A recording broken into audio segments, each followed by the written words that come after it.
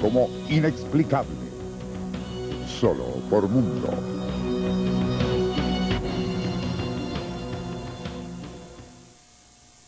De la Segunda Guerra Mundial, los aliados dieron con el tesoro más espectacular de todos los tiempos.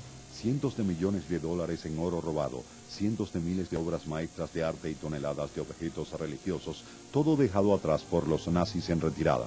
Hasta donde se hizo público, todo el tesoro fue devuelto a los dueños de los países involucrados, pero esto nunca sucedió y solo ahora estamos comenzando a saber la verdad sobre el robo más grande en toda la historia y el legado del botín de los nazis.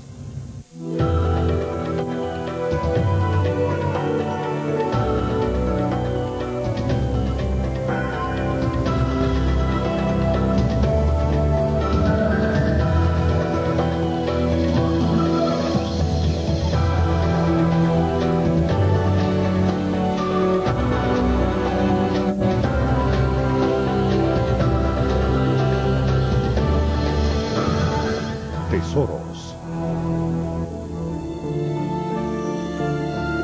En busca del botín nazi.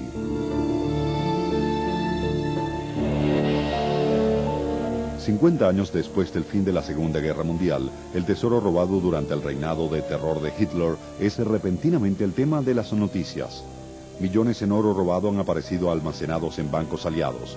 Los descendientes de las víctimas del Holocausto están reclamando obras de arte que nunca habían sido devueltas. El 2 de diciembre de 1997 se llevó a cabo una conferencia en Londres para determinar el destino de uno de los más grandes tesoros de la historia.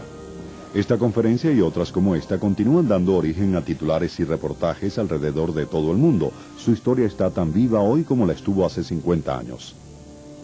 More than £4 billion worth of gold looted by the Nazis. Compensating Holocaust survivors is the focus of a 40-day... The issue of the stolen gold is one of the last scandals. Es el relato del robo más grande de todos los tiempos, la historia del saqueo nazi.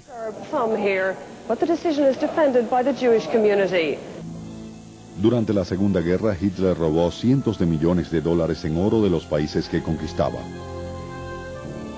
De coleccionistas privados a museos y afines, despojaba a Europa de sus grandes obras de arte. Después de la guerra, las fuerzas aliadas se ocuparon de que gran parte de esta vasta fortuna fuera devuelta a las naciones e individuos a quienes les pertenecía. El mundo seguía con sus intereses y el relato del robo nazi se dio por terminado. Viejas noticias, algo del pasado. Pero hoy el relato del saqueo nazi, un relato de avaricia, terror, injusticia y tragedia humana, ha regresado del pasado. El terrible impacto del gran tesoro robado por los nazis aún persiste. We are looking at the greatest robbery in the history of mankind. Gold, art, bank accounts, securities, real estate, patents, trademarks. The end of this list can't even be imagined. Hitler simplemente fue el ladrón más grande de todos los tiempos. Había robado más oro que todos los conquistadores combinados.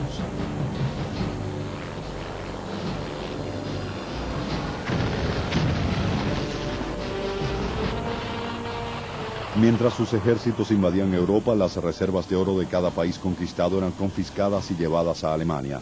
Las cifras son impresionantes. De Austria, 102 millones de dólares. De los Países Bajos, 163 millones. De Checoslovaquia, 44 millones. De Bélgica, 223 millones. Y la lista continúa. A cambio de unos recibos sin valor, Hitler robaba la fortuna que necesitaba para financiar su miserable guerra.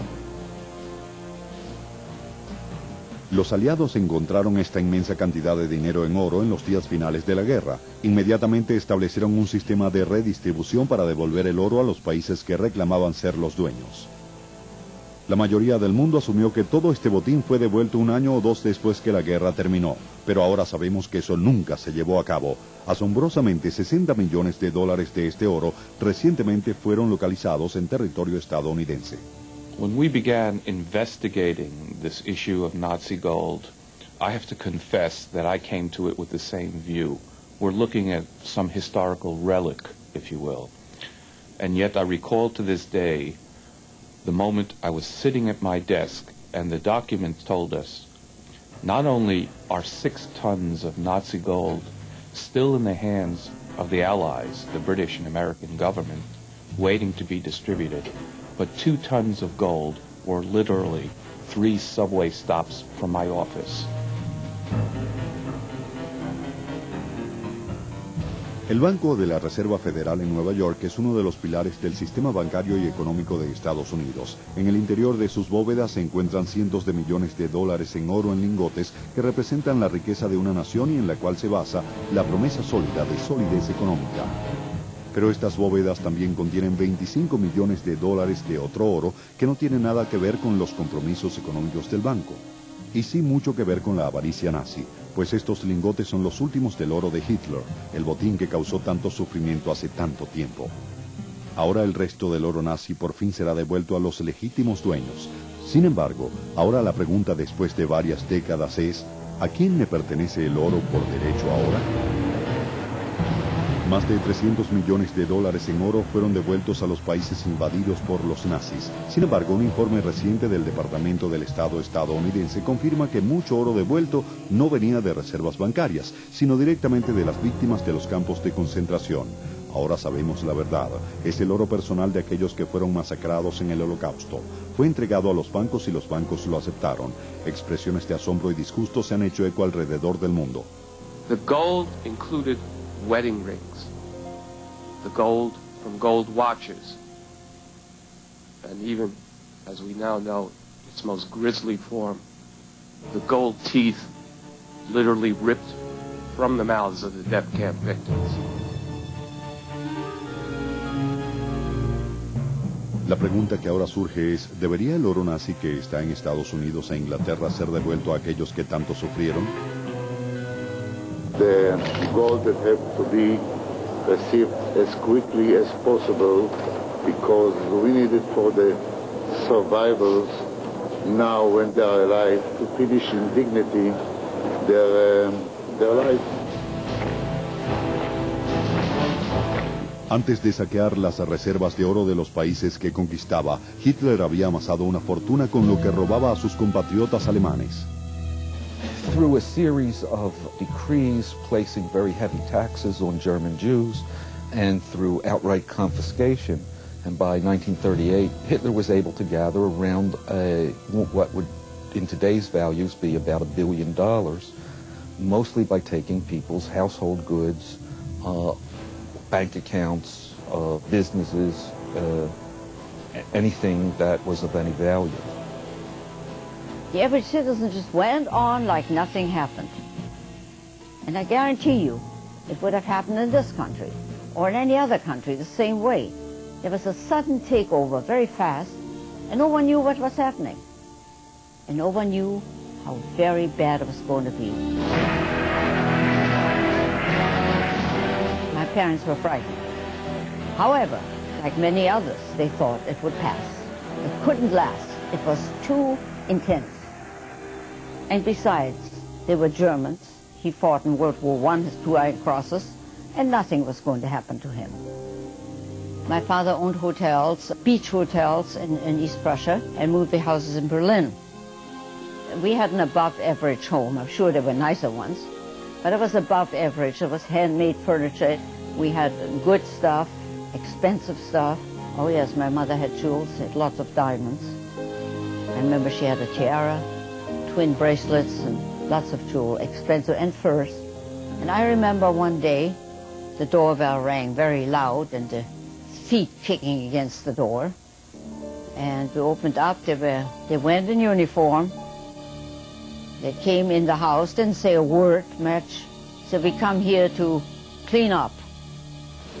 And they went through every drawer, every room, every wall, everything, and took what they wanted. It all went. It was confiscated by the government. They took the businesses over. They took the hotels. They took everything valuable that they could find.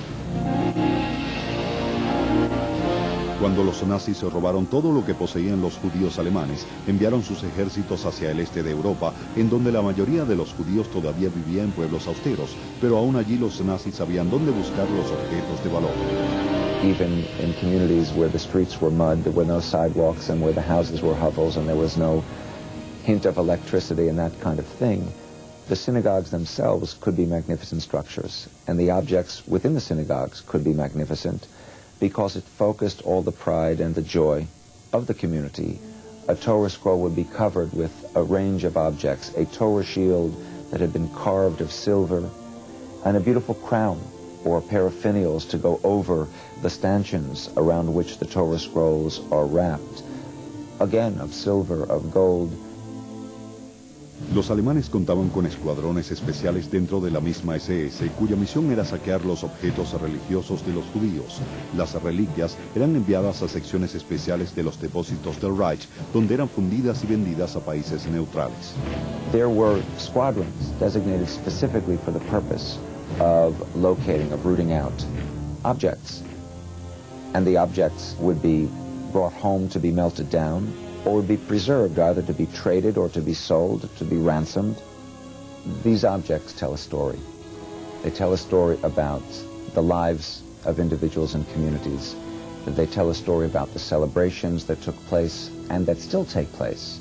They're a connection between what used to happen in one way, in one place, and what still happens in other places today. Nunca sabremos cuántos buscaron sus propiedades perdidas después de la guerra.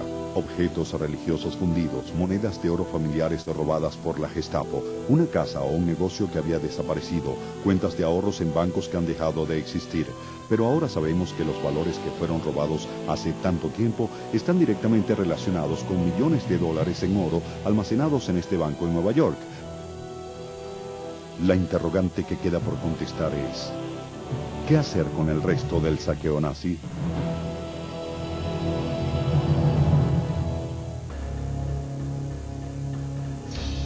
En la década de los años 90, el público quedó asombrado al descubrir que aún existían más de 60 millones de dólares en oro producto del saqueo nazi. There is nothing I could suggest which would make this problem more immediate, more contemporary than the realization that we literally are sitting on tons of Nazi gold, 50 feet beneath the bedrock of Manhattan at the New York Federal Reserve Bank. Cuando se descubrió el oro robado de Hitler al final de la guerra, nunca se tuvo la intención que permaneciera sin ser reclamado hasta finales de siglo o que hubiese dudas sobre su futuro. En una noche de abril de 1945, soldados estadounidenses que patrullaban un camino cerca de la aldea de Merkers en Alemania recibieron informaciones sobre la existencia de oro nazi escondido en una mina cercana. El ejército que avanzaba esperaba hallar restos de las reservas alemanas, pero lo que encontraron iba mucho más allá de lo imaginable. Era el tesoro de las 1001 noches, más de 10 toneladas de lingotes de oro, al igual que 126 millones de oro en monedas. En la mina también hallaron dinero en efectivo y fabulosos objetos de arte. Los países afectados ansiaban con desesperación la devolución de su oro, por lo que los aliados establecieron la Comisión Tripartita para la restitución del oro en moneda. En pocas palabras, la comisión se creó para repartir el botín. El oro fue rápidamente devuelto a los países ocupados para compensar las grandes pérdidas sufridas durante el dominio germano. Cada país recibió aproximadamente 65% del oro que alegaban haber perdido. Para 1948 parecía que el trabajo de la Comisión Tripartita ya había concluido. Todo el oro habría sido devuelto. Pero recientemente se supo que no todo el oro saqueado de los nazis había sido retribuido. Durante la mayor parte de 2 generaciones, una porción del oro y el tesoro de Hitler ha estado depositado aquí en la Reserva Federal. Este banco y el Banco de Inglaterra aún tienen más de 1 tonelada del botín nazi. Pero aún con este descubrimiento, la contabilidad del saqueo de oro de Hitler no cuadra. Un reciente informe del Departamento de Estado indica que de 1933 a 1945, Hitler saqueó al menos la cantidad de 850 millones de dólares en oro de tesorerías nacionales y de ciudadanos particulares. Si se resta de esta cifra el oro devuelto por la Comisión Tripartita, deja 470 millones de dólares en oro saqueado por los nazis que no se sabe a dónde fueron a parar. ¿Qué ocurrió con ellos? La respuesta sencilla es que los nazis lo gastaron. Para mantener activa su maquinaria de guerra, Alemania tuvo que hacer grandes compras de bienes y servicios estratégicos durante el transcurso de la guerra. Con este fin se transfirieron toneladas de oro desde Alemania a bancos de los países neutrales, tales como Suecia, Suiza, España, Portugal e incluso Turquía. Se hacían las compras de los materiales necesarios y las cuentas de oro de Alemania en dichos países neutrales se debitaban. Cuando la cuenta se consumía se depositaba más oro. La gran mayoría de este oro provenía del saqueo.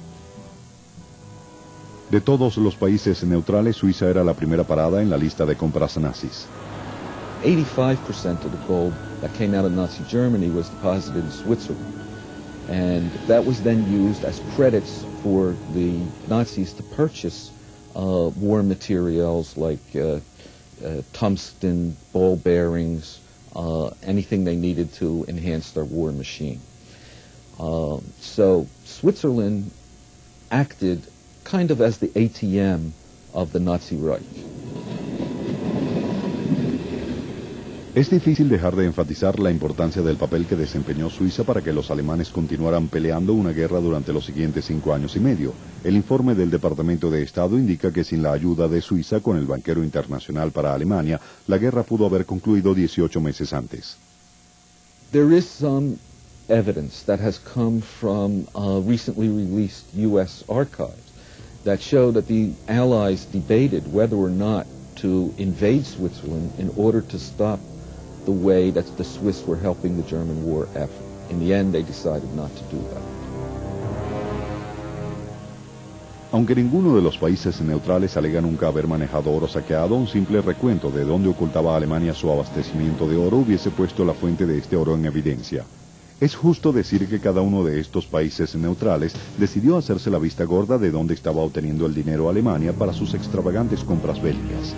Al concluir la guerra, se solicitó a los países neutrales que devolvieran el oro que tuvieran en las cuentas de Alemania a la Comisión Tripartita para su redistribución a las tesorerías de los países ocupados. Casi todos los países neutrales cumplieron a cabalidad. Sin embargo, Suiza obstaculizó con éxito los llamados de los aliados para que devolvieran esos fondos. En un tratado firmado en 1946, Suiza acordó devolver a la Comisión tan solo $58 millones. En enero de 1998, un informe del gobierno de Estados Unidos señalaba que Suiza recibió de los nazis $458 millones en oro. Para poder contribuir la cantidad de oro saqueado dejado atrás por los nazis en 1946, Suiza hoy debería hacer un pago que representaría entre 2 y 3 mil millones de dólares. En la actualidad, los suizos están discutiendo una contribución, pero no se acerca en lo absoluto a esa magnitud.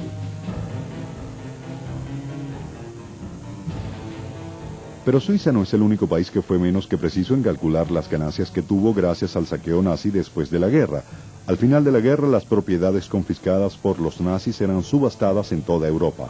Los museos se apropiaban de las obras de arte. Las pólizas de seguro sin usar eran expropiadas por los gobiernos comunistas y muchas cuentas en oro de los nazis sencillamente no fueron devueltas a los aliados. Pero evidencias recientes sugieren que hay países en toda Europa que aún retienen unos 5 mil millones de dólares en oro saqueado y propiedades que debieron ser devueltas, pero siguen saliendo a la luz pública noticias aún más impactantes. Junto con los lingotes de oro que los aliados descubrieron al finalizar la guerra, también encontraron grandes cantidades de oro personal despojado de las víctimas en los campos de concentración. Ahora sabemos que durante la guerra el oro fue fundido por los nazis en lingotes que llevan el emblema del Reich para después poder utilizarlo como oro monetario para el comercio internacional. Este hecho nunca fue revelado, mientras que cientos de millones de dólares en lingotes de oro eran devueltos a las tesorerías nacionales. Esta carta de la embajada estadounidense en París, con fecha de 1946, confirma que los aliados sabían que importantes cantidades de oro que estaban siendo devueltas por la Comisión Tripartita en realidad eran de oro privado proveniente de hogares, cuentas bancarias y cadáveres de las víctimas de los nazis. The Tripartite Commission's function was to return the monetary gold. However, they failed to distinguish. And no one at that time took the time to assay the gold, to distinguish between monetary gold and non-monetary gold. We think that as much as a third of the gold that was returned to these various countries to help rebuild those countries after the war was really victims' gold and came from individuals, from families, from their possessions and was not the gold that the Tripartite Commission should have been dealing with.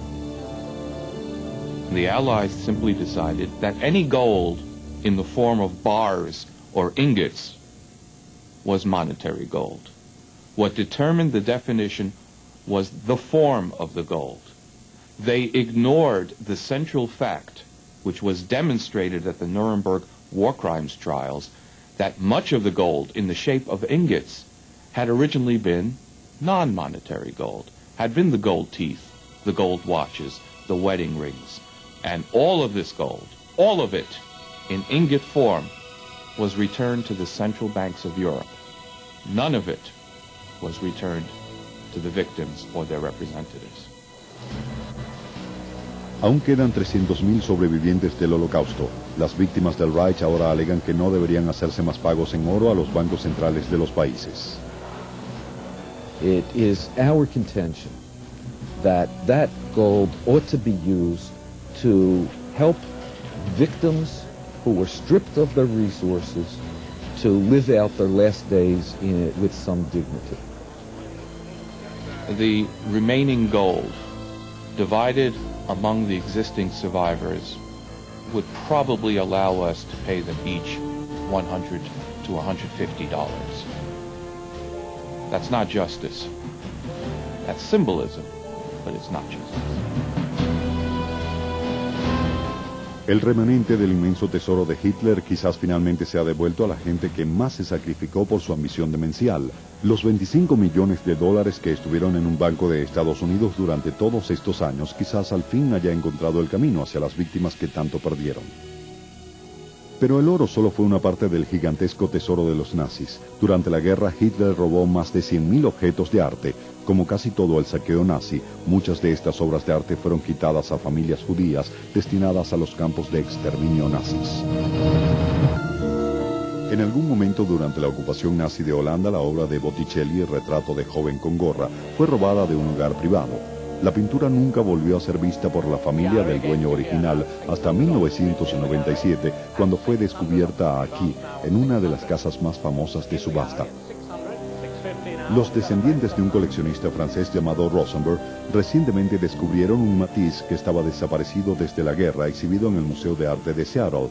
A un Degas robado se le siguió la pista hasta Chicago. Un Renoir finalmente aparece en una colección privada en Londres. Con asombrosa frecuencia, obras maestras del arte perdida por sus dueños originales desde que fueron saqueadas por los nazis finalmente están apareciendo. Now that the 50-year statute of limitation on Nazi, you're going to see a great many, you'll see an acceleration of this stuff coming out of the woodwork. And when it comes out, bang, there'll be a huge controversy, and it's going to grow, because everybody's been lying. Así como se hizo el intento para devolver el oro nazi, los aliados también intentaron devolver las impresionantes cantidades de obras de arte saqueadas. Sin embargo, para 1946, millares de piezas de obras de arte aún permanecían retenidas. Las que estaban retenidas en Francia fueron entregadas a los museos franceses más importantes, en el entendimiento que se continuaría buscando a sus dueños legítimos. Gracias al trabajo del periodista Héctor Feliciano, ahora sabemos que eso simplemente no sucedió. For the past 8 years, I have been doing research on Luther art. And in my book, I explain how thousands of these artworks are still in French state museums because they have not been given back to their owners. Many times, the museums were supposed to create a general inventory of what was unclaimed. And they were also supposed to try to find some of these owners. But in fact, they have never done any real research. Pinturas robadas de famosos artistas tales como Degas, Picasso y Matisse aún permanecen en depósito. Salvo pocas excepciones, estas obras nunca han sido exhibidas y el acceso al público ha sido restringido estrictamente o prohibido. Los museos alegan que no han podido encontrar a sus dueños legítimos, pero con pocos recursos, Feliciano localizó con facilidad a los dueños legítimos de algunas obras. I don't know why the museums didn't do it, because I was able to do it. I was able to find some of the owners, and I just did it with a limited amount of money, and sometimes I was even able to find some of the owners in one afternoon. So I think they could have done it. They didn't have to wait 40 years in order to do it. I am sure that the curators and all of the staff at the Louvre and other big museums in France could have done this in a matter of a month. 1/5 of Western culture changed hands illegitimately thanks to the Nazis in World War II, and still thousands of works remain out there unrecovered, and countless others are in hands which perhaps they have arrived at through a spurious process of arrival. This is now an issue which requires reckoning, even though it's more than half a century after the war is over. Cientos, quizás miles de obras de arte aún no han sido devueltas, pero para muchas familias que perdieron obras de arte durante la guerra, los años de aflicción y espera han terminado. Ahora están exigiendo que obras de arte de gran belleza que una vez les pertenecieron a ellos o a su familia, finalmente sean devueltas. Los museos más grandes del mundo ocultan muchas obras maestras de la vista pública. Las familias gastan los ahorros de toda una vida en la búsqueda de sus preciadas obras de arte, mientras que otros que las adquirieron en buena fe, ahora corren el riesgo de tener que renunciar a ellas. Historias como esta han creado conmoción y conflicto en el mundo artístico, aunque los titulares de hoy se originan en la Austria de principios de siglo y en los sueños frustrados de un joven demente. En 1903, Adolf Hitler, de 14 años, se mudó con su madre viuda a la pequeña ciudad austríaca de Linz, donde se esperaba que mejorara su educación, algo que no sucedió. Convencido que tenía el talento de un gran artista o un arquitecto, Hitler se mudó solo a Viena, pero en la fulgurante capital del imperio de los Habsburgo, el joven Hitler solo encontraría rechazo y fracaso. Su solicitud para entrar en la Academia de Bellas Artes fue rechazada. Trabajó con ahínco en acuarelas mediocres y bocetos arquitectónicos de Viena, pero nunca llegó a vender más un puñado de ellas. La mayoría del tiempo vagaba solo por la ciudad, escapando de la realidad, debatiéndose entre la lástima de sí mismo y la convicción sobre su talento artístico. Frustrado y sintiéndose engañado, Hitler abandonó Austria para siempre y se mudó a Múnich, jurando que algún día obligaría a Viena y a Linz a pagar por el terrible error que habían cometido al rechazar su talento. A mediados de 1940 llegó su oportunidad.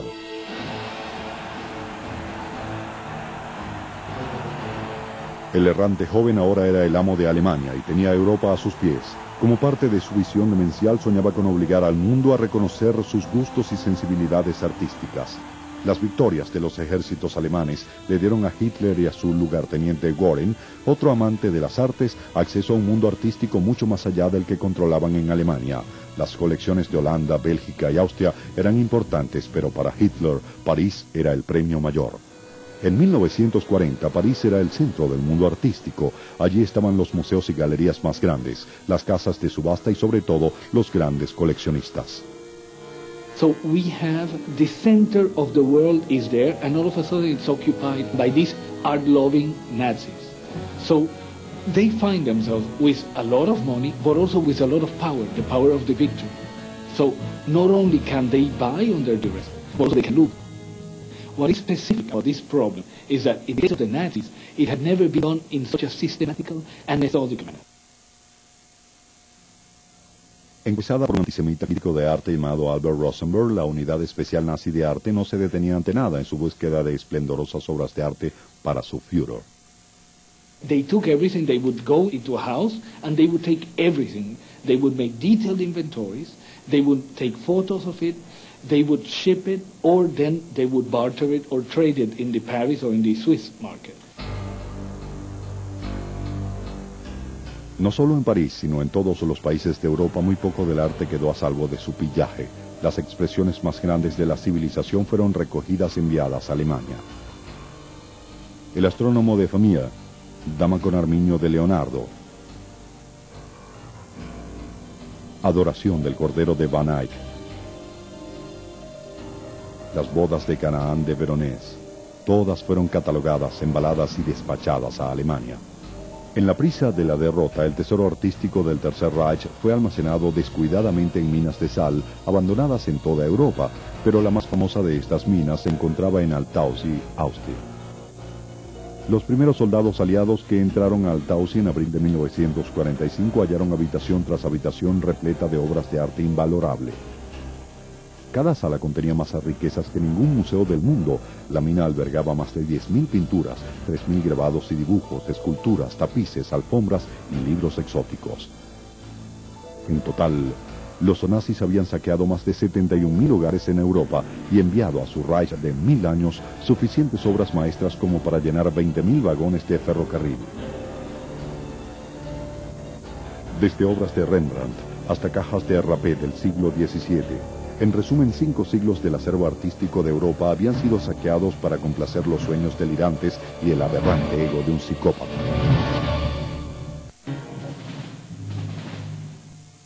Al final de la Segunda Guerra Mundial, los aliados se enfrentaron a la titánica tarea de devolver más de 100.000 piezas de arte robadas.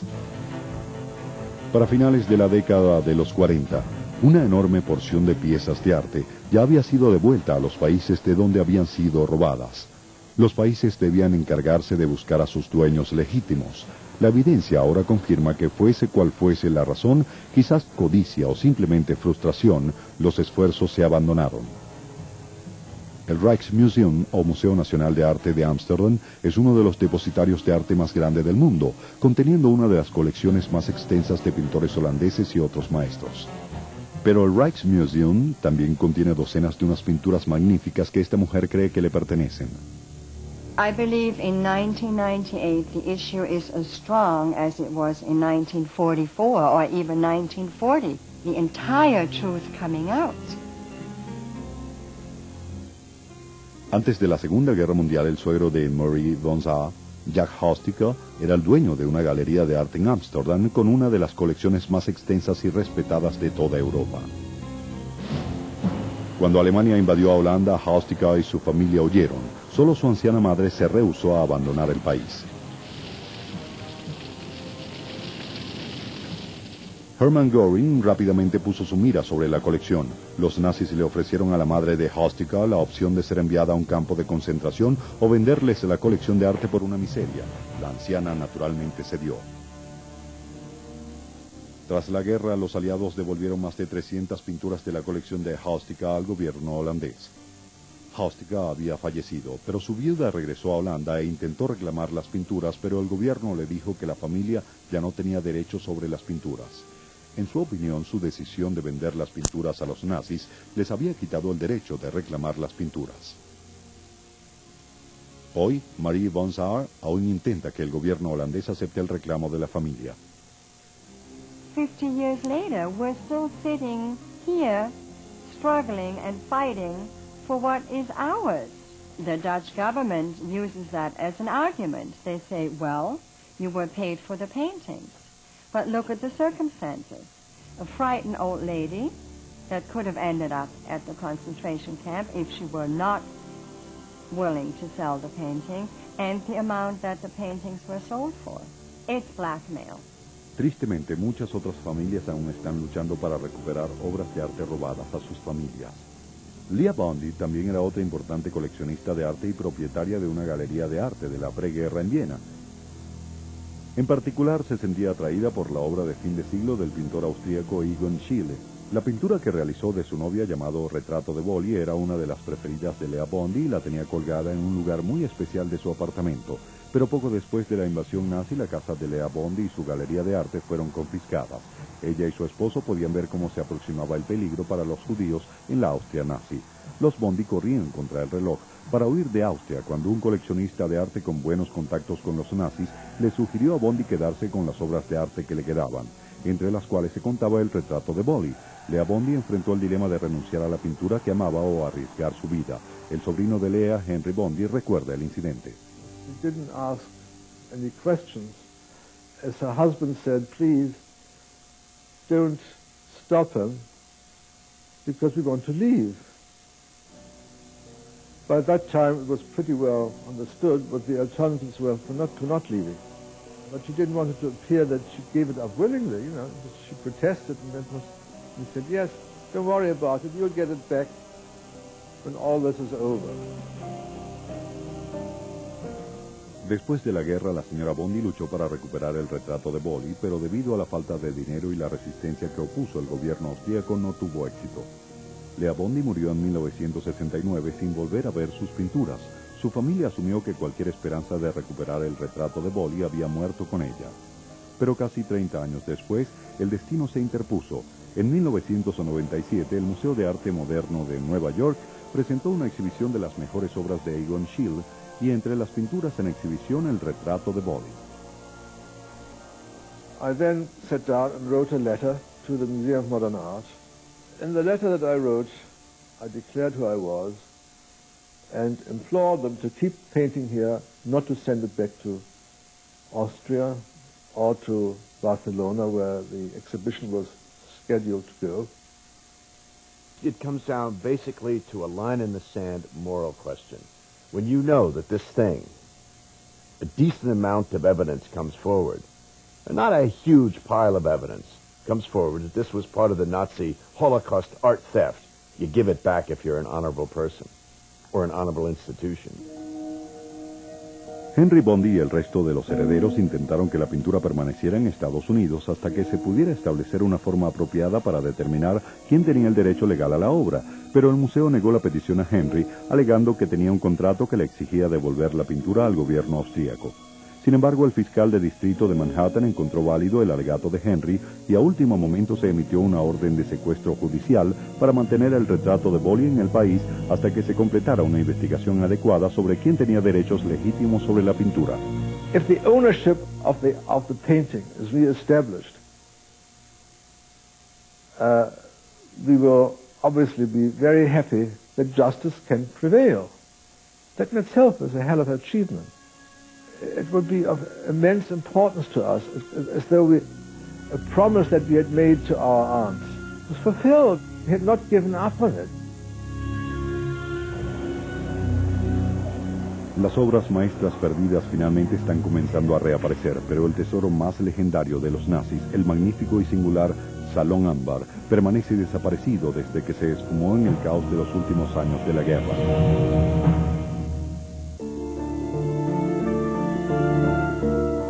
Aunque millones de dólares del tesoro de los nazis ha sido hallado finalmente, muchas piezas siguen ocultas, y la más legendaria de estas es el Salón Ámbar del Zar.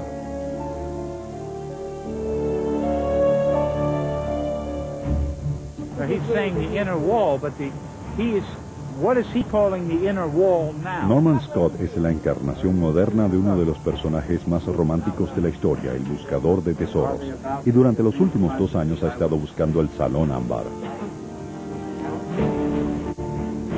There are many treasures in the entire world, the Inca gold, the treasures off of Florida, etc., but very few treasures have the romance and the adventure and the drama associated with it, such as the Amber Room. There's no question that there's a great deal of treasure in large volumes and even small volumes that has not been recovered. Norman Scott persigue los mismos sueños de fama y fortuna de quienes lo precedieron, pero sus herramientas son algo más sofisticadas que un arrugado mapa de pirata o unas direcciones susurradas al oído por un moribundo. Most people today think that treasure hunting is just getting a shovel and a pick and getting out there and digging a big hole and coming up with a pirate's treasure. Unfortunately, it's a little more sophisticated today. What you have to do today is to employ such instruments as ground-penetrating radar, or magnetometers, or side-scan sonars.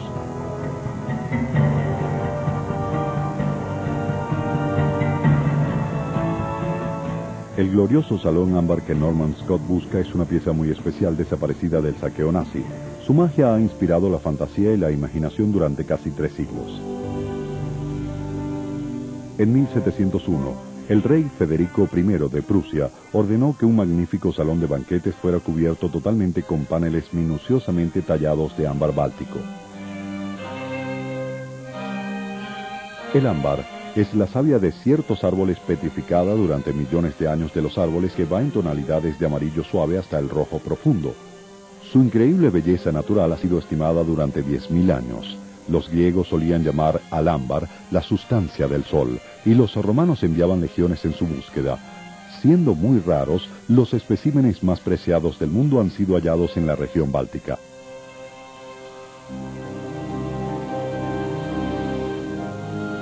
Cuando estuvo terminado, el Salón Ámbar fue presentado como un regalo a Pedro el Grande de Rusia en 1770 y finalmente fue instalado en el Palacio de Catalina la Grande, en las afueras de San Petersburgo.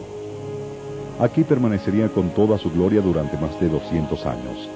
Las paredes del salón estaban conformadas por 12 magníficos paneles compuestos de 100.000 piezas de ámbar talladas a mano, formando intrincados patrones de flores, querubines y perfiles de personas famosas. Otros paneles contenían paisajes delicadamente tallados y escenas mitológicas.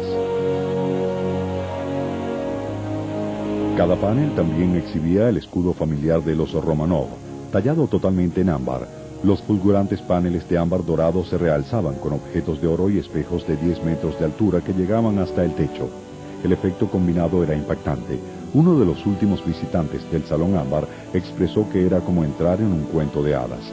Pero el destino del Salón Ámbar de Pedro el Grande cambiaría para siempre en 1941.